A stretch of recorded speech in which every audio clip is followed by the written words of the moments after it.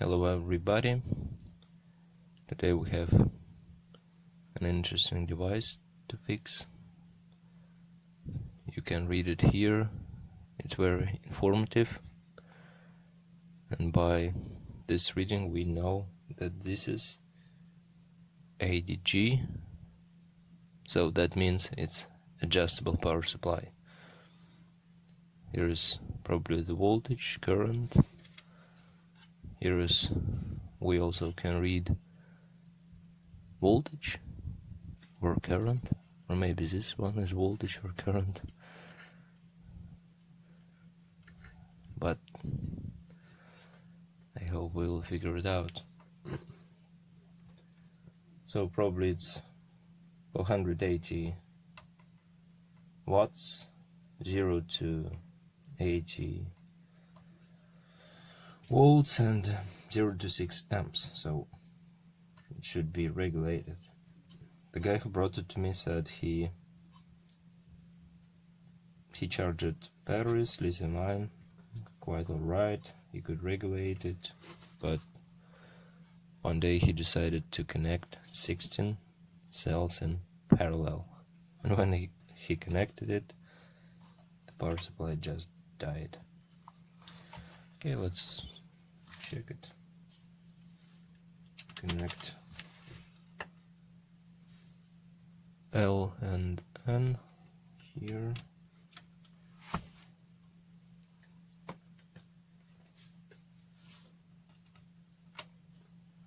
Through the isolating transformer. Sorry.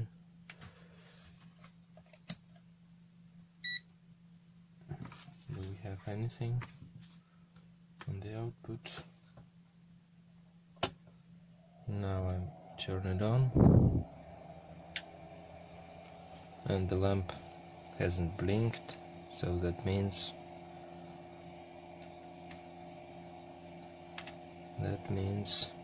the fuse is gone, that's for sure. The fuse is gone. Nothing here. Let's check AC. This one has to be about 250, and it is 250 because isolation transformer is not loaded with anything, and when it's not loaded it's showing this voltage.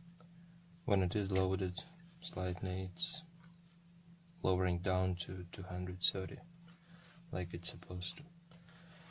Okay, now I'm gonna open it and see what's inside. Okay, the screws are removed. Let's see what's inside. Oh, the fuse is horrible.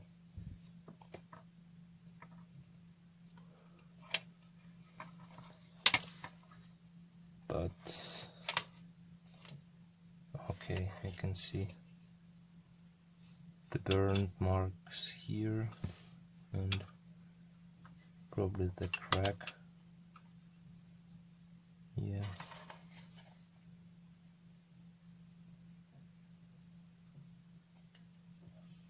So this transistor is definitely gone.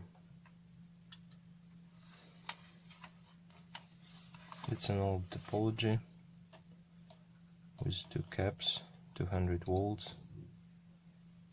So we can choose 100, 110 volts and 220 volts.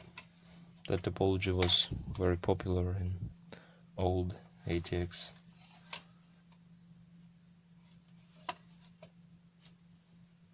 And the IC is also very popular, TL494.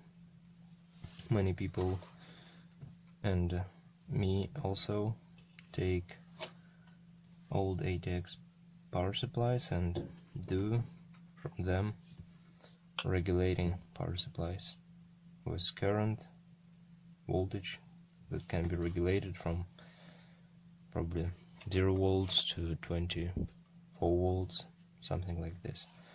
Maybe one day I will also make a video about it if somebody is interested, but I think there are lots of videos of that kind. Okay, I'm not sure, this probably is okay, or maybe here is also some burn components, and probably this one also died, but I have this. I definitely have this. These are very popular and cheap, so I bought it. Several pieces. Okay, now I'm gonna remove the board. This one definitely needs to be replaced, maybe this one as well, but we'll see. The board is out. On this side we have nothing at all, no SMD, just lots of old flux, white everywhere that wasn't washed out. And this guy, there is no need to test it. We've got a crack. You can't see it. Here is the crack from here, and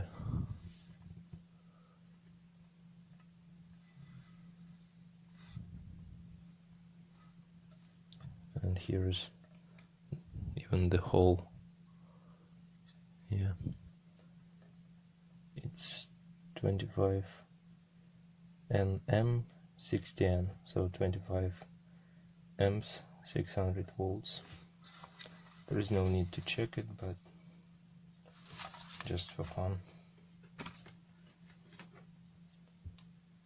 Drain to source. It's showing shorted. What about this? Oh, it soon shows direct short. Maybe, but probably not through this. So this one also is shorted. I'm more concerned with these tiny devices. But anyway, let's remove this, test it off board, and then this one also seems, or maybe it's just from the smoke, the magic smoke from this guy covered all the area. I don't know. We'll see. These two are removed. Let's check them on board. Yeah, this one, which was a crack, anyway, it's showing some short. Sometimes when you see the crack on the transistor, they can be open, fully open or maybe slightly open, and sometimes it is tricky when you test them on board. They can show some value like a diode drop, so this can be tricky. So gate to drain and to source also shorted.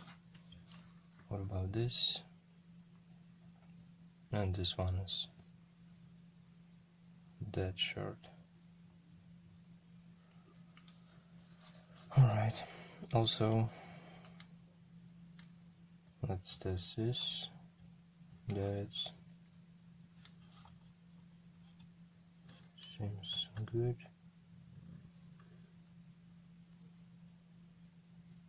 Or maybe not.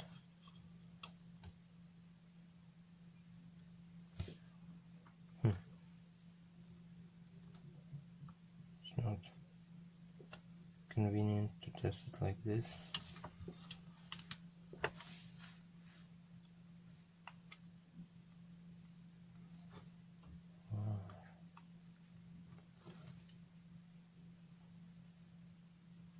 Probably this one is good. I just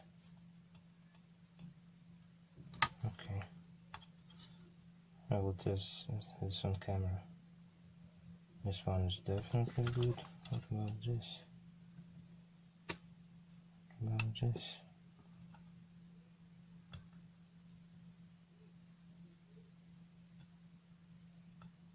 That's weird.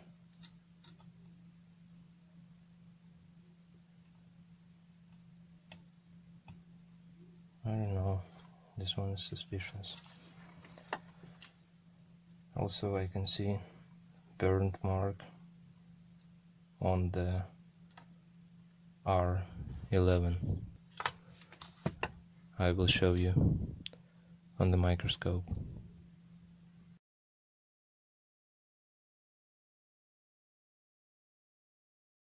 I took another multimeter, better one, but in that mode there is nothing.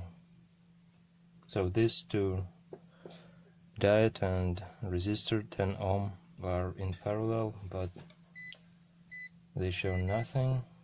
When we check it in resistance mode, it shows 360 kilo ohms, but it has to be 10 ohms. Here we have the same snubber network, and yes, you see 10 ohms. And this one has to be 100 ohms, or maybe 10 as well. Yes, this one is 10 as well. So here we have everything alive, but here 3 of these components, focus, resistor, diode, and this resistor, definitely gone. The rest of those seems fine, but I don't know about this one. We can quickly test on the caps whether no short. Seems like no short.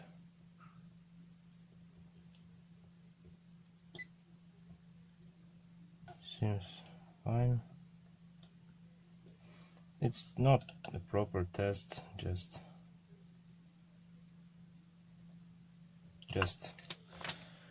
verifying that this is not that short. So now I'm gonna find the replacements. I think I have something like this. It's MOSFET and channel 20 amps with something and 600 volts and 10 ohms, and simple transistor Schottky probably. Okay, I'll see you a little bit later. Okay, so 3 of these components were faulty. 1, 2, 3. This is for driving the gate. This one, I think it's fine. But before putting the transistors back, I decided to check the TL494. Now we can turn on the device and see that we've got some output, but it's not regulating, of course. So that means our standby power supply is working. That's good. Now I connected this piece of solder wick to the ground. There is ground for TL494 on 7th leg.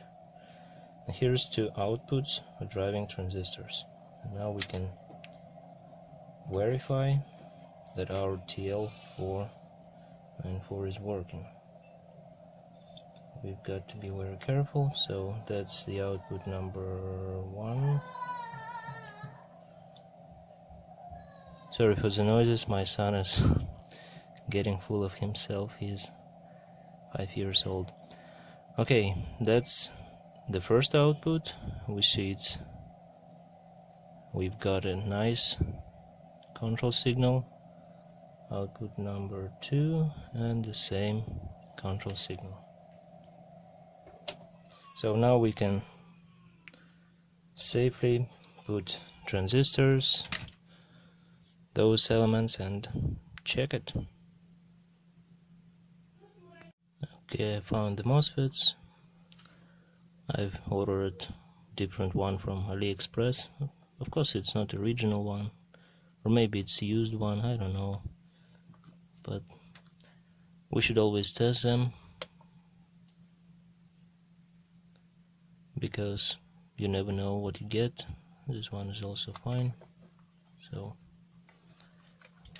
we can put this there. You cannot see, it's 24 amps, 600 volts, at least it's claims to be, but for 400 volts, I think, even if it's not original, not 400 volts, 400 watts, even not original would do its job quite properly. Alright, so now I'm gonna put everything back, probably even with this one, and see. Okay, I was too optimistic and too anxious to get it working, so I forgot the primary reason why this power supply died. The man connected at the output a very low ohms load, 16 batteries in parallel. So for this power supply it was like a short, and that's why the power supply died. And when we check these two output diodes in one package, we can see that it is shorted both ways. So also this one has to be replaced, and probably then we would have a working device. Took the diode out. So this is a good one. It's a used one, but it's okay. So this is how it should be reading, showing. Both ends the same here. From this one to this one. Seems fine. So one diode is good, but this one is partially shorted, both sides. This one is good, so I'm gonna replace, and hopefully that's would be it. I'm quite tired with this one. So I put everything back, added some thermal grease here. Here I have the mains, here I have the multimeter for voltage control, and here I have 12 volts lamp. So here is, by the way, we have thermal switch on the choke, which probably turns on the fan, because there is no need to turn on the fan on the light load. So let's put this back, so far like this. Turn on the mains, and as you can see, it's blinking. This is the reason here is not blinking, this one is blinking, and the lamp is glowing. This one is probably voltage.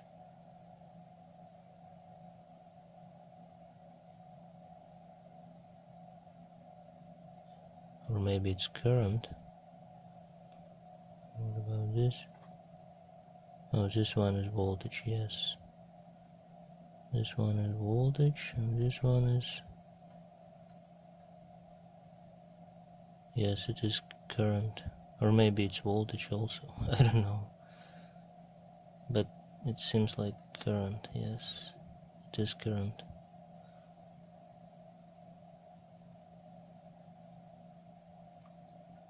Yes, full current, and this 1.3, and this voltage, we add voltage, and that's, it is showing quite the same, so it's working.